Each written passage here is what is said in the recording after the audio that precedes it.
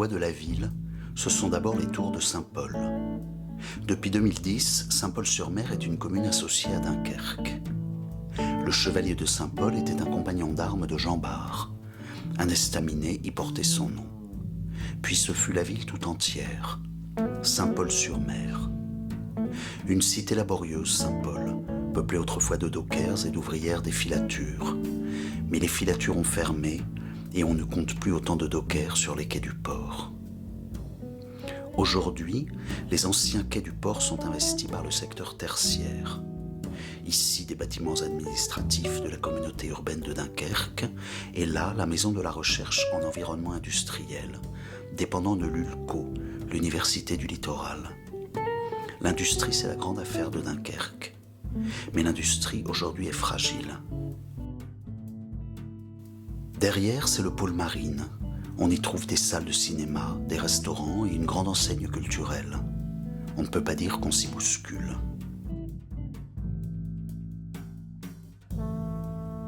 Une ville d'eau, Dunkerque.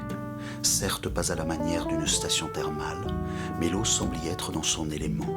Canaux, ponts, écluses. Zone de polder, la ville doit savoir se protéger de l'eau.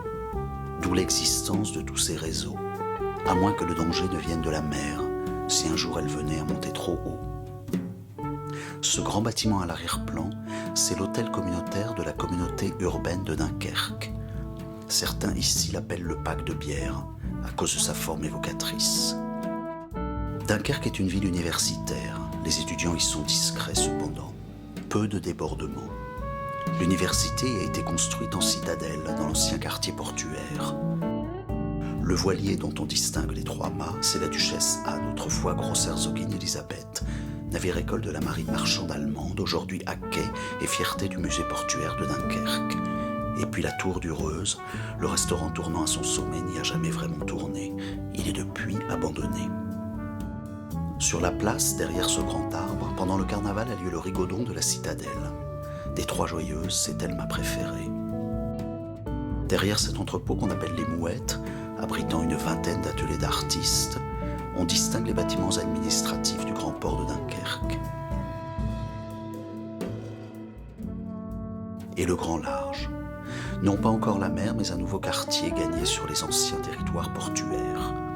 Ces façades d'inspiration flamande, ce sont les Michelin, du nom de leur architecte. Derrière elles, les deux bâtiments jumeaux du FRAC. L'un est une réplique de l'autre, ancien entrepôt de construction navale des chantiers de France, dont la fermeture marqua la fin d'une époque à Dunkerque. Et le port, et la mer, mais c'est déjà une autre histoire.